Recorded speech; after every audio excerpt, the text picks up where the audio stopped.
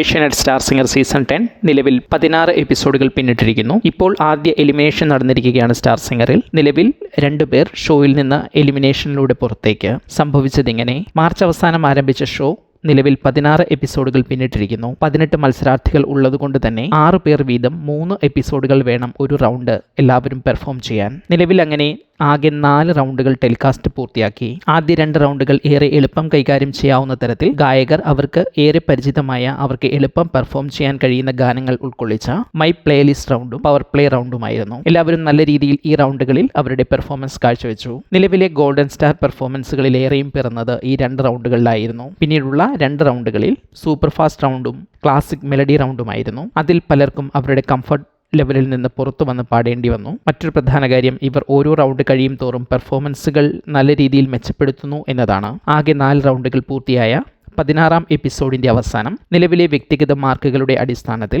ഈ സീസണിലെ ആദ്യ എലിമിനേഷൻ നടന്നു. 3 റൗണ്ടുകൾ പൂർത്തിയാക്കിയപ്പോൾ പോയിന്റ് നിലവാരം ചർച്ച ചെയ്ത ഒരു വീഡിയോയിൽ ഒരുപക്ഷേ ഈ റൗണ്ടിൽ എലിമിനേഷൻ നടന്നേക്കാം എന്ന് സൂചിപ്പിച്ചിരുന്നു. ഇപ്പോൾ ഇത് സംഭവിച്ചിരിക്കുന്നു. എന്നാൽ അന്ന് ഡേഞ്ചർ സോണിലാണ് എന്ന് പറഞ്ഞവരിൽ ചിലർ ഇപ്പോൾ മെച്ചപ്പെട്ട നിലയിലേക്ക് മാറിയിട്ടുണ്ട്. നിലവിൽ ഈ റൗണ്ടിൽ എലിമിനേറ്റ് ആകുന്നത് ആകെ 400 മാർക്കിൽ 391 മാർക്ക് നേടിയ ഗ്രീഷ്മ കണ്ണനും 392 മാർക്ക് നേടിയ അതീഷ് കൃഷ്ണയുമാണ്. ഇവർക്ക് തൊട്ടുമുന്നിൽ ഒരേ മാർക്കോടെ പേർ ജസ്റ്റ് സേവ് എന്ന രീതിയിൽ നിൽക്കുന്നുണ്ട് എന്നത് മറ്റൊരു കാര്യം.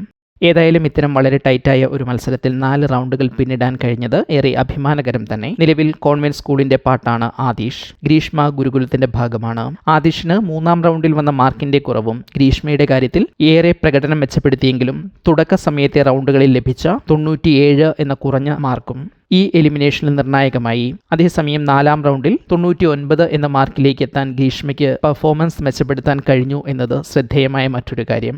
ഇവർക്ക് പകരമായി അടുത്ത എപ്പിസോഡുകൾ മുതൽ വൈൽഡ് കാർഡ് എൻട്രിക്കായി തിരഞ്ഞെടുത്തവരിൽ 2 പേർ ഷോയിൽ ഇൻ ചെയ്യും. നിങ്ങൾ ഈ എലിമിനേഷൻ പ്രതീക്ഷിച്ചിരുന്നോ? എന്താണ് ഇതിനെക്കുറിച്ച് നിങ്ങളുടെ അഭിപ്രായം?